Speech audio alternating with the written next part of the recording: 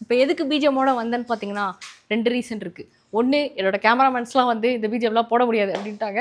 ரெண்டாவது வந்து பார்த்தீங்கன்னா லுக் ஹூ இஸ் ஹியர், இங்கே பாருங்க. அதாவது இவர் வந்து ஒரு காலத்தில் வந்து நல்லா ட்ரெண்டிங்காக எல்லாருக்கும் ரொம்ப பிடிச்சி போய் இவரால் தான் எனக்கே ஒரு புது ஐடென்டிட்டி கிடச்சிது. ஸோ என்னோட நேம் வந்து அபி, பட் எல்லாருக்கும் எனக்கு தெரிஞ்சது எப்படின்னா பைரோஸ். ஏன்னா என் பைக்கு பேர் பைரோ. ஸோ இவனை வச்சு தான் வந்து நானே வந்து என்னை இவ்வளோ பேர் ரெக்கக்னைஸ் பண்ணி நிறைய வந்து நம்ம இந்தியன் புக் ஆஃப் ரெக்கார்ட்ஸ்லாம் க்ரியேட் பண்ணி நிறைய ட்ராவலிங் பண்ணி நிறைய பைக்ஸ் எக்ஸ்ப்ளோர் பண்ணி ஒரு சூப்பரான பேஷன் லைஃப்பை நோக்கி போயிட்டு இருந்தோம். ஸோ அன்ஃபார்ச்சுனேட்லி நடுவில் உங்களுக்கே தெரியும், ஒரு 1.5 வருஷம் இல்லை 1.5 வருஷத்துக்கு மேலே ஆயிடுச்சு நான் வந்து பைரோ கடைசியாக எடுத்து. ஸோ இப்போ வந்து I got the garage back to take my bike. So இப்போ வந்து நம்ம பைக் எடுத்து ரெடி பண்ணிட்டு கராஜில் விட போகிறோம். ஸோ ரெடி பண்ணிட்டு பக்காவாக வந்து கண்டிஷனுக்கு கொண்டு வந்து மறுபடியும் பழைய மாதிரி வந்து நிறைய vlogs நிறைய பிளேஸ் போய் எக்ஸ்ப்ளோர் பண்ணலாம், நிறைய பைக்ஸும் வந்து எக்ஸ்ப்ளோர் பண்ணலாம். So I am back to riding. So அதுக்கு முன்னாடி வந்து நான் இன்ட்ரோவே கொடுக்கல இந்த வீடியோவில். அது பைரோட எக்ஸைட்மெண்ட்டில் வந்து நான் கொடுக்க மறந்துட்டேன். ஸோ ஹலோ பைரோ ஸ்குவாட், எல்லோரும் எப்படி இருக்கீங்க? இப்போ வந்து நான் இந்த கவர் வந்து ரிமூவ் பண்ணுறேன். நீங்களே பார்த்தீங்கன்னா தெரியும், வந்து பயங்கரமாக அப்படியே ட்ரெஸ்லாம் படிஞ்சு போய் ஒரு மாதிரி இருக்குது. இப்போ இதை முதல்ல அன்ராப் பண்ணிவிட்டு நம்ம வந்து டேப் பண்ணிவிட்டு அதுக்கப்புறம் வந்து என்ன கண்டிஷன்லாம் எப்படி இருக்குது அப்படின்றத வந்து பார்க்கலாம். அப்சர்வேஷன் வீடியோஸ்லாம் பார்ப்போம் பார்த்தியா, பிஃபோர் அப்படியே மொக்கையாக அழுக்காக இருப்பாங்க, ஆஃப்டர் அப்படியே பளபளன்னு இருப்பாங்க. அதுதான் இப்போ அதை தான் இப்போ பிஃபோர் பார்த்துக்கோங்க. நான் தான் பைரோ, என்னை வந்து இப்படியே விட்டதுனால தான் நான் இப்போ இந்த நிலைமையில் இருக்கேன். கூடிய சீக்கிரம் என்னோட ஓனர் போய் என்னை க்ளீன் பண்ணிருவாங்கன்னு நினைக்கிறேன். பாய். நான் வந்து பைரோவோட வாய்ஸ், அதனால தான் அந்த வாய்ஸ் எடுத்து பேசினேன். நான் இப்போ பேசுனது வந்து பைரோக்கு சார்பாக நான் பேசினேன். சரி, விடிவி கணேஷ் மாதிரி பேசுதா? பையனை 2 வருஷமாக எடுக்கல, தொண்டை கட்டிக்கிச்சு. சரி காய்ஸ், ஓப்பன் பண்ணுவோமா? சந்திரமுகி படத்தில் அந்த ஒட்டடையெல்லாம் காட்டுவாங்களா, அது மாதிரி ஒட்டடையெல்லாம் இருக்குது பாவம். நான் இப்படி எடுக்கிறேன். நம்ம அப்படியே ஒரு டிரான்சிஷன் இன்சர்ட் பண்ணிடலாம். திறப்போமா? டடான் டடான். ஐயோ, இண்டிகேட்டர். டடான். பைரோஸ் கேர்ள்டா, சூப்பர் ஸ்டார்டா. வேணாப்போ. ஓகே, ஸோ பைக் வந்து ஓரளவுக்கு கொஞ்சம் அழுக்காக தான் இருக்குது. கொஞ்சம் கிட்ட வாங்க. இங்கெல்லாம் வந்து பார்த்திங்கன்னா ஸ்பைடர் வெப்பே வந்துருச்சு பாருங்கள். ஸ்பைடர் வெப்லாம் வந்து ஃபார்ம் ஆயிடுச்சு. இங்கெல்லாம் வந்து செம்ம அழுக்காக இருக்குது. நினச்சேன் ஆக்சிலரேட்டர் வந்து கண்டிப்பாக டைட்டாக இருக்குன்னு நினச்சேன். அதே மாதிரியே வந்து டைட்டாக இருக்குது. மிரர்லாம் வந்து என்ன கண்டிஷன் தெரில. ஓகே, மிரர் ஓகே தான். ஐயோ, என் ஸ்டாண்டெல்லாம் துருவே பிடிச்சிருச்சு. செயினை பாருங்க. செயின் ஃபுல்லாக வந்து இதை வச்சு கண்டிப்பாக வந்து எதுவும் பண்ண முடியாது. ஆமாம், வந்து விளக்கு பிடிங்க. பைரோக்கு விளக்கு பிடிப்போம் எல்லோரும் வாங்க. ஓகே, ஸோ செயின் வந்து பார்த்திங்கன்னா பயங்கர ரஸ்ட்டாக இருக்குது.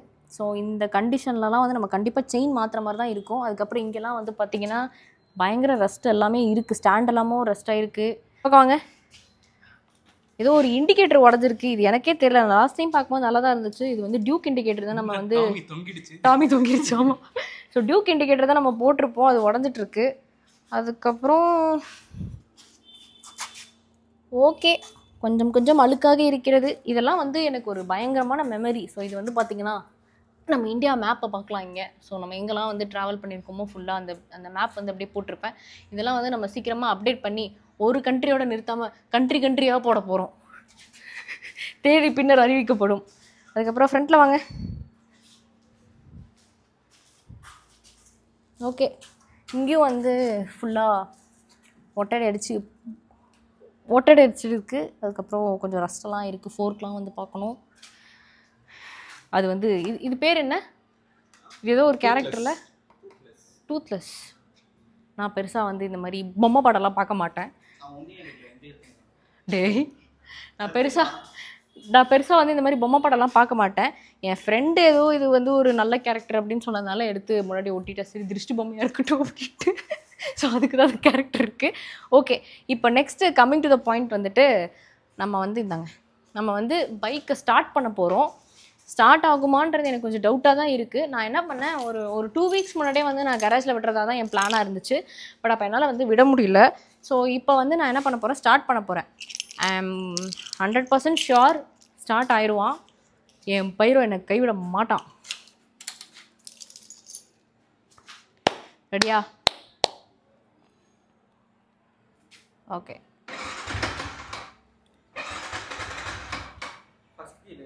இல்லை இல்லை நியூட்ரலாக தான். டேய் நான் எவ்வளோ பெரிய ரைடரு எயிட் வந்து ஃபஸ்ட் கீரில் இருக்க போதுன்றீங்க.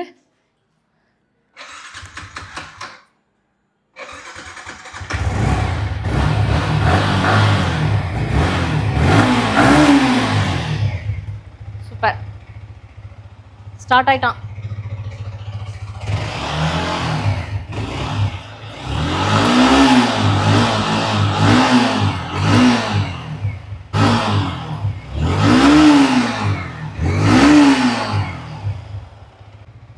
ஓகே இல்லை ஓகே. ஸோ பைரோ வந்து நான் நினச்ச மாதிரி ஸ்டார்ட் ஆயிடுச்சு. அப்போது இதுக்கு மேலே பிரச்சனை இருக்காது. பட் இருந்தாலும் வந்து இந்த செயின் வந்து நம்பி நான் பைக் எடுக்க ரெடியாக இல்லை. பிகாஸ் செயின் கண்டிஷன் நீங்களே பார்த்தீங்க, ரொம்ப ரஸ்டாகி அப்படி ஜாம் ஆகிற மாதிரி இருக்குது. அதனால் நான் என்ன பண்ண போகிறேன்னா, லூப் இருக்குது நம்ம வீட்லேயே வந்து நம்ம அந்த கிட்லாம் வந்து வாங்கி வச்சுருக்கோம். ஸோ அதனால் வந்து அந்த லூப் எடுத்து போட்டு க்ளீனரையும் போட்டு நம்ம செயினை ரெடி பண்ணிட்டோன்னு வச்சுக்கோங்களேன். அப்புறமா நம்ம பைக் வந்து தைரியமாக எடுத்துகிட்டு போய் விடலாம். ஏன்னா போகிற வழியில் ஏதாவது ஆயிடுச்சுன்னா நம்மளால் வந்து இது ஓட்டுறதே கஷ்டம். இதில் வந்து ஏதாவது வண்டி பக்கார் பண்ணி நின்றுச்சுன்னா என்னால் தள்ள முடியாது. ஏன்னா நான் முன்னாடி ஒரு வாட்டி பைரோ மாதிரி வேற ஒரு R15 வந்து பெட்ரோல் இல்லாமல் தள்ளியிருக்கேன். அந்த கஷ்டம் எனக்கு தான் தெரியும், தள்ளுறது எவ்வளோ கஷ்டம்ன்ட்டு. அதனால் I don't want to take a risk. இப்போ வந்து நம்ம இதை லைட்டாக வந்து க்ளீன் பண்ணிடுவோம் சரிங்களா. ஒரு டேப் மாதிரி சும்மா டேப் பண்ணிடுவோம். ஸோ டேப் பண்ணினதுக்கப்புறம் டேப் பண்ண போகிறோம். அந்த டேப் இல்லைப்பா, தூசி தட்ட போகிறோம். ஸோ தூசி தட்டிட்டு நம்ம வந்து வச்சிடலாம். கராஜ் வந்து நான் எடுத்துகிட்டு போய் கொடுக்க போகிறதில்ல. கராஜ் வந்து ஆள் வராங்க நாளைக்கு. ஸோ வந்துட்டு அவங்க வந்து ஜம்முன்னு நம்ம பைரோ எடுத்துகிட்டு கராஜுக்கு போய் வச்சுட்டு ஃபுல்லாக வந்து ரெடி பண்ணிவிட்டு என்னெல்லாம் பிரச்சனை எல்லாமே வந்து சரி பண்ணிவிட்டு பைரோ ஜம்முன்னு வந்து வீட்டுக்கு திரும்ப எடுத்துகிட்டு வந்துடுவாங்க. இல்லை நம்ம போய் கூட எடுத்துகிட்டு வரலாம். அது வந்து நான் உங்களுக்கு ஒரு vlog கூட போஸ்ட் பண்ணுறேன். ஸோ கோப்ரோலாம் வந்து அதே கண்டிஷனில் அப்படியே தான் இருக்குது. நான் வந்து கடைசியாக மோட்டோலாக் பண்ணும்போது GoPro 8 வச்சுருந்தேன். ஸோ இப்போது அதே தான் இருக்குது. எக்ஸ்ட்ராவாக இந்த மைக் மட்டும் தான் நான் வாங்கினேன். அப்புறம் ஒரு ட்ரைபாட் வாங்கியிருக்கேன், அவ்வளோதான். ஸோ ஒன்ஸ் நம்ம வந்து vloggingலாம் ஸ்டார்ட் பண்ண அப்புறம் தான் மறுபடியும் கேட்ஜெட்ஸ் எல்லாமே வந்து பர்ச்சேஸ் பண்ண ஆரம்பிப்போம். ஸோ நான் இப்போ வந்து க்ளீன் பண்ணுறேன். அதை வந்து நான் உங்களுக்கு கிடுகிடுன்னு போட்டு முடிச்சிடுறேன். கேட்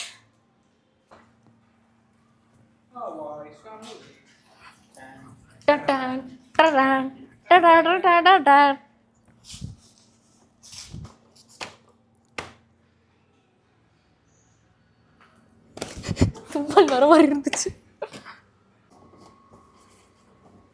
ரொம்ப தூசி பட்டுச்சு பைக்கில், கஷ்டமாக இருக்குது. வாங்கின புதுசில் வந்து இதை நான் பொக்கிஷம் மாதிரி பார்த்துக்கிட்டேன். ஒரு தூசி துரும்பு கூட என் ஆளை அண்டக்கூடாது அப்படின்ற மாதிரி நான் பைரோ வச்சு பார்த்துட்டு இருந்தேன். பட் நடுவில் சுத்தமாக எடுக்கலை. எனக்கு வந்து மைண்டும் வரல. அப்படியே நான் ஒரு மாதிரியாக இருந்தேன். கொஞ்சம் லைட்டாக வந்து ஸ்ட்ரெஸ்ஃபுல்லாக வேற இருந்தேன். லைட்டாக டிப்ரெஸ்டாக இருந்தேன். இதிலலாம் வந்து நான் பைக்கு கவனிக்கவே மறந்துட்டேன். அதாவது ரெமினசன்ஸ்னு ஒன்று இருக்குது. ஸோ அது என்ன கான்செப்ட்னு வந்து பார்த்திங்கன்னா, அந்த பர்சன் வந்து இருக்க மாட்டாங்க. ஆனால் அவங்க கூட நடந்த மெமரிஸ் வந்து நம்மளுக்கு திரும்ப நடந்த மாதிரி ஒரு இன்ட்யூஷனாகவே இருக்கும். ஸோ எனக்கு எப்போல்லாம் வந்து பைரோ எடுக்கிறனோ அப்போல்லாம் எனக்கு அந்த மாதிரி தான் இருந்துச்சு. நான் லாஸ்ட் டைம் லைட்டாக எடுக்க ட்ரை பண்ணேன். அப்போ வந்து எனக்கு அந்த வீடியோ கூட ட்ரெண்ட் ஆச்சு. என் டாடி வந்து எனக்கு பாய் சொல்லிட்டு ஒரு ரைடு காமிச்சிருப்பாரு. அப்புறம் லடாக்லாம் வந்து அவர் ஆர்த்தி எடுத்துலாம் அனுப்பிச்சாரு. ஸோ அந்த மாதிரி ஒரு ஷிவரிங் வந்துருச்சு எனக்கு. ஷிவரிங் வந்துட்டு என்னால் த்ராட்டில் பண்ண முடியல, பைக்கை எடுக்க முடியல, நான் மறுபடியும் வச்சுட்டேன். ஸோ அதுக்கப்புறமே அது நடந்து 1 வருஷம் ஆயிடுச்சு. இப்போ தான் வந்து எனக்கு கொஞ்சம் அந்த ஸ்ட்ரென்த் வந்திருக்கு. சரி இல்லை டேடி இருந்திருந்தால் இதை தான் வந்து நான் பண்ணணும்னு ஆசைப்பட்டிருப்பார். ஏன்னா அவர் தான் வந்து என்னை ரொம்ப மோட்டிவேட் பண்ணி இதை பண்ண வச்சார். ஸோ நம்ம வந்து இந்த வாட்டி எடுத்துருவோம் அப்படின்னு சொல்லிட்டு எடுத்திருக்கேன். ஸோ என் டாடி வந்து பார்த்து சந்தோஷப்படுவார். அவர் வந்து பைக்கை தொடன்னு வர நான் கேட்கவே மாட்டேன், தொடக்கவே மாட்டேன். அவரே வந்து எனக்கு க்ளீன் பண்ணி வச்சுருவார். இப்போ ஃபர்ஸ்ட் டைம் நானே என் பைக்கை துடைக்கிறேன். நம்ம லைட்டாக தான் க்ளீன் பண்ண போகிறோம். ஏன்னா எப்படியும் அவங்க வந்து கராஜில் வச்சு எல்லா வேலையும் பண்ணிடுவாங்க. அவங்களே வந்து வாட்டர் வாஷ், ஃபோம் வாஷ் எல்லாமே பண்ணிவிட்டு பைக்கை வந்து நல்ல கண்டிஷனில் ரெடி பண்ணிட்டு தான் கொடுக்க போகிறாங்க. ஸோ அவங்க எடுத்துகிட்டு போகிறதுக்காக தான் நான் இப்போ லைட்டாக க்ளீன் பண்ணி வச்சேன். ஸோ பைக் ரெடி ஆகிடுச்சு. நாளைக்கு காலையில் வந்துட்டு பிக்கப் பண்ணிட்டு போயிடுவாங்க. செல்லக்குட்டியை ரெடி பண்ணிடுவாங்க. ரெடி பண்ணதுக்கப்புறம் நான் வந்து vlogல உங்களுக்கு பைக் கண்டிஷன் எப்படி இருக்குது, அப்புறம் அதுக்கப்புறம் வந்து நம்ம என்னெல்லாம் வந்து பிளான் பண்ண போகிறோம் அப்படின்றது எல்லாமே காட்டுறேன். See you.